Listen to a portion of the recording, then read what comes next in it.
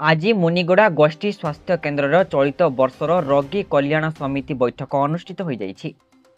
बैठक में प्रथम थर विधायक नीलमाधव हिकोका चेयरमैन भावे उपस्थित रही।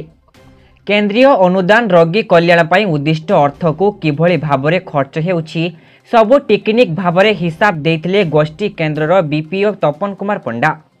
तेबे एही बैठक में सबु खर्चर विवरणी को देखि विधायक श्री नीलमाधव हिकोका स्वास्थ्य केन्द्र में होउथिबा समस्या मुख्यतः विशेषज्ञ डाक्तर अभाव, आनुष्ठानिक यांत्रिक अभाव एवं पर्याप्त परिमाण में कर्मचारी अभाव को नहीं चकित हो जाइथिले एवं ए संक्रांत में विधानसभा अधिवेशन में उपस्थापन करने पई कहिथिले।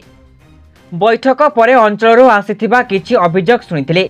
अभियोग मध्यरु मुख्यतः घाटी अंचल रघुबारी डिमिरीगुड़ा अंचल को स्वास्थ्य सेवा ठीक भाव में पहुंचु नथिबा एवं 108 102 आम्बुलांस सेवा उपलब्ध हेउनथिबा सुनी क्षोभ प्रकाश करथिले एवं एने उपरोक्त अधिकारी सहित कथबार्ता होई शीघ्र समस्या समाधान पई चेष्टा करिवे बोली कहिथिले।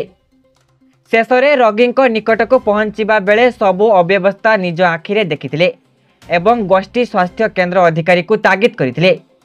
रोगी वार्ड रे पायखाना एवं खोला विद्युत बोर्ड गुड़िक अति शीघ्र मरामती करी उत्तम सेवा जगाई देबाकू निर्देश देथिले।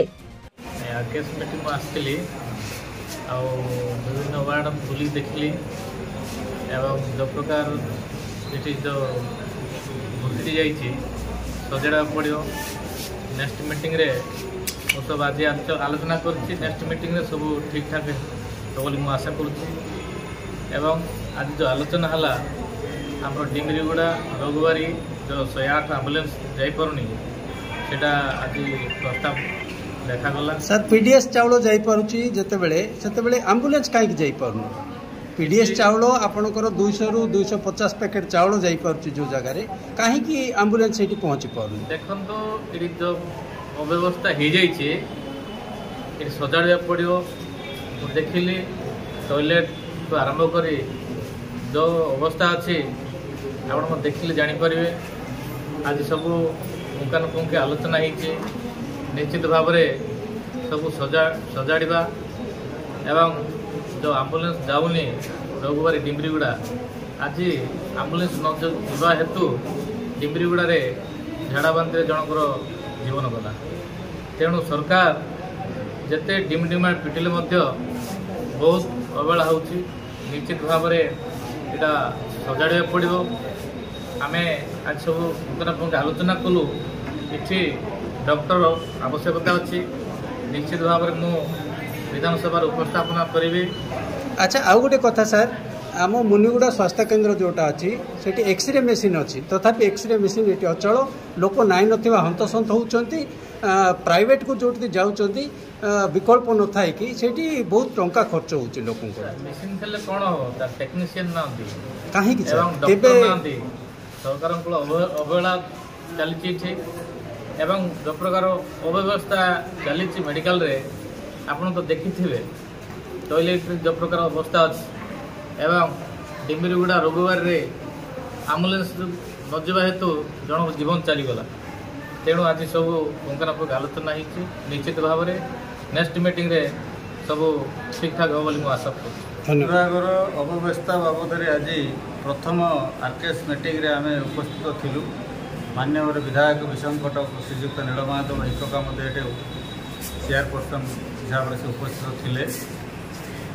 एठी आम देखिलु जे प्रथम बैठक मुनिगुड़ा सीएससी रे किंतु केतेटा रोगी कल्याण समिति रो मेंबर हेले मध्य से एठी अनुपस्थित अछंती। एठीर अनुमय होउची एठीर प्रशासन कोभली भाव में मुनिगुड़ा स्वास्थ्य केन्द्र अधीन रे जो प्राथमिक स्वास्थ्य केन्द्र एवं रोगी कल्याण समिति चली तार स्पष्ट अनुमय होउची।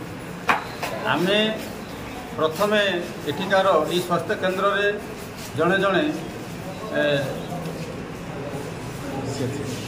माने आमे जड़े जड़े रोगी एटीर समस्त सुविधा आमे पाइबा कथा किंतु एठी रघुबारी डिमिरीगुड़ा भली उपांत अंचल को 108 आम्बुलांस जापारुनी सेठी प्रधानमंत्री सड़क योजना अच्छी 400 पकेट पीडीएस चाउल धरिकी रोगबारी डिम्बरीगुड़ा जापारुछि एवं सरकार लक्ष्मी योजना रे जो बस चली ओएसआरटीसी माध्यम से बस भी सेठी जाऊँगी किंतु आज सेठी एम्बुलेंस जाऊनी कह जाऊँगी रास्तार खराब आड़ देखी रोगी कल्याण जो व्यवस्था रे से माने वंचित होचंती। अच्छा सुधार केबे आसीबो सर सुधार केबे आसीबो आपन के हिसाब सुधार केबे आसीबो जो अव्यवस्था जगु वर्तमान सेठी डिम्बरीगुड़ा पंचायत रो भटांगपदर बोली गोटे गाँ सेठी 10 जन झाड़ा बांति रे आक्रांत अछंती किछि रोगी जिला स्वास्थ्य केन्द्र को रेफर करा जायछि किछि मुनिगुड़ा रे एवं किछि अंबादला प्राथमिक स्वास्थ्य केन्द्र रे अछंती एवं जनकर मृत्यु घटिछि तथापि मध्य जिला स्वास्थ्य कर्तृपक्ष तत्परता नहीं। आज आम रोगी कल्याण कमिटी रे यही सब प्रस्ताव उपरे आम विस्तृत भाव में आलोचना करूँ। रायगड़ारू अजित गौड़ रिपोर्ट हाजिर खबर इंडिया।